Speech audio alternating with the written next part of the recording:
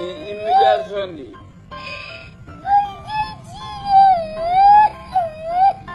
Romilly.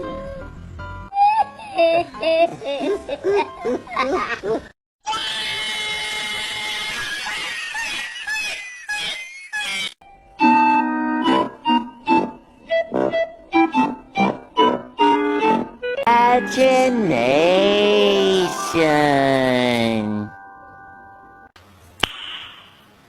Nice.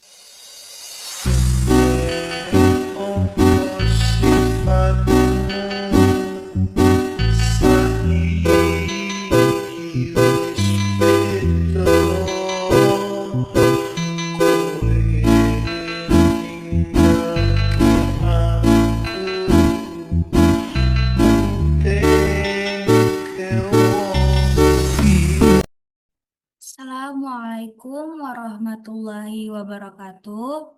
Perkenalkan, nama saya Suki Ajara Serdia Sibuan, NPM 2409100115. Prodi Sistem Informasi S2B. Matkul Struktur Data. Di sini saya akan mempresentasikan tugas menggunakan program JavaScript. Soal yang pertama, buatlah algoritma untuk menghitung luas permukaan sebuah tabung dengan jari-jari dan tinggi yang diberikan. Oke, kita akan menjelaskannya. Program ini dibuat dengan menggunakan fungsi yang bernama hitung luas tabung. Fungsi ini menerima dua input, yaitu jari-jari R dan tinggi tabung T. Kemudian, di dalam fungsi tersebut, kita menggunakan rumus luas permukaan tabung, yaitu luas sama dengan 2 kali pi kali R tambah T. Nilai pi diambil dari mat pi agar lebih akurat. Hasil dari perhitungan ini disimpan ke dalam variabel luas, lalu dikembalikan oleh fungsi tersebut. Contohnya, jika jari-jari adalah 7 dan tinggi 10, maka hasil luas permukaan tabungnya adalah sekitar 747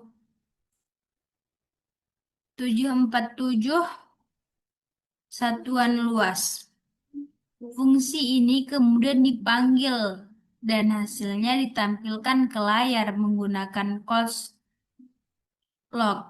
Tujuan dari program ini adalah untuk mempermudah perhitungan luas tabung secara otomatis dan akurat tanpa harus menghitung manual.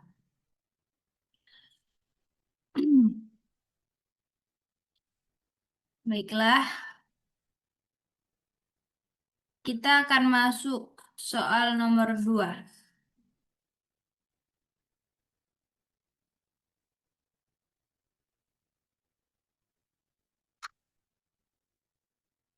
Penjelasan program ini menggunakan fungsi bernama luas permukaan piramida yang memiliki 3 parameter. N sama jumlah sisi pada alas, misalnya 4 untuk persegi. S panjang sisi alas. T sisi, tinggi masing-masing sisi tegak segitiga. Langkah perhitungan 1. Luas alas dihitung dengan rumus N kali S per 2 per 4 kali tan pi per 6 per N. Ini berlaku untuk alas segi N beraturan. 2. Luas sisi tegak dihitung dengan 1 per 2 kali N kali S kali T sisi. 3. Kedua hasil ini dijumlahkan untuk mendapatkan total luas permukaan piramida. Contohnya, Jika kita memiliki piramida dengan alas segi 4n sama dengan 4, panjang sisi alas sama dengan 6, tinggi sisi tegak sama dengan 5, maka program akan menghitung dan menampilkan hasilnya secara otomatis. Kesimpulannya, program ini sangat berguna untuk menghitung luas piramida secara cepat dan akurat, terutama untuk bentuk alas segi n beraturan. Dengan JavaScript, perhitungan matematis bisa dilakukan secara otomatis dan efisien. Baiklah, kita akan masuk ke soal nomor 3.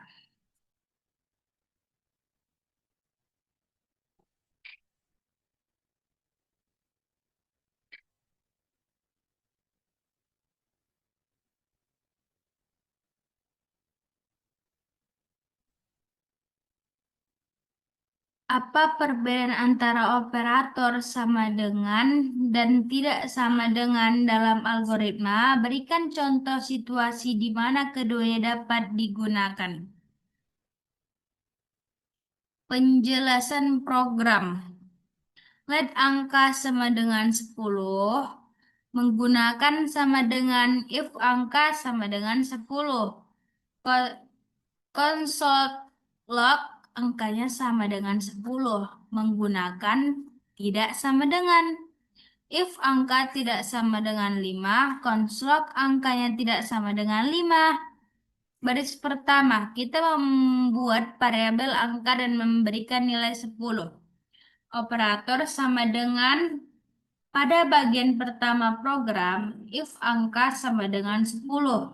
Artinya, kita memeriksa apakah nilai variabel angka sama dengan 10 karena nilainya memang 10, maka program akan mencetak angkanya sama dengan 10.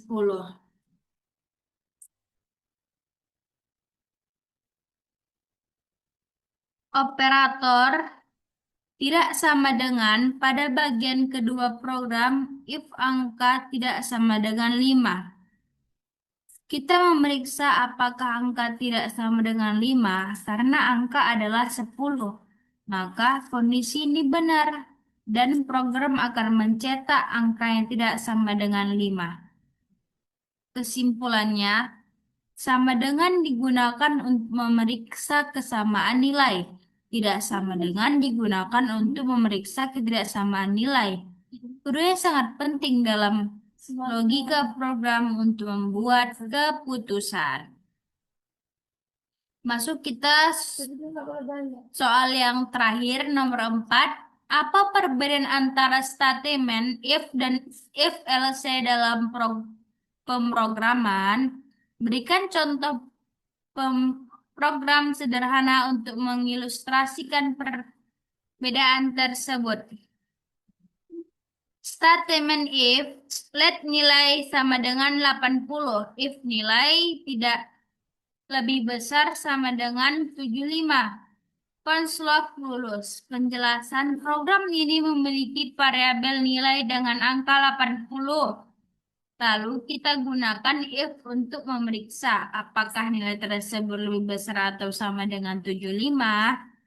Jika ya, maka program akan mencetak lulus di layar konsol. Jika tidak, maka program tidak akan melakukan apa-apa. Statement if ini hanya mengevaluasi satu kondisi saja, yaitu jika nilai memenuhi syarat. Statement if else, if nilai lebih besar sama dengan 75, console lulus. Else, console tidak lulus. Penjelasannya masih menggunakan variabel yang sama. Kali ini kita gunakan if else agar program tidak hanya menangani saat lulus, tapi juga saat tidak lulus. Jika kondisi kondisi nilai tidak sama dengan 75 benar, akan muncul pesan lulus.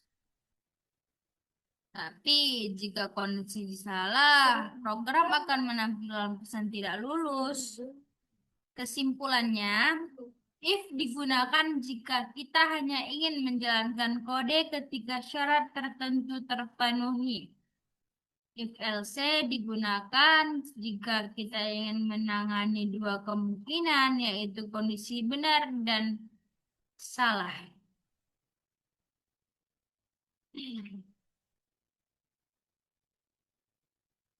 Cukup sekian.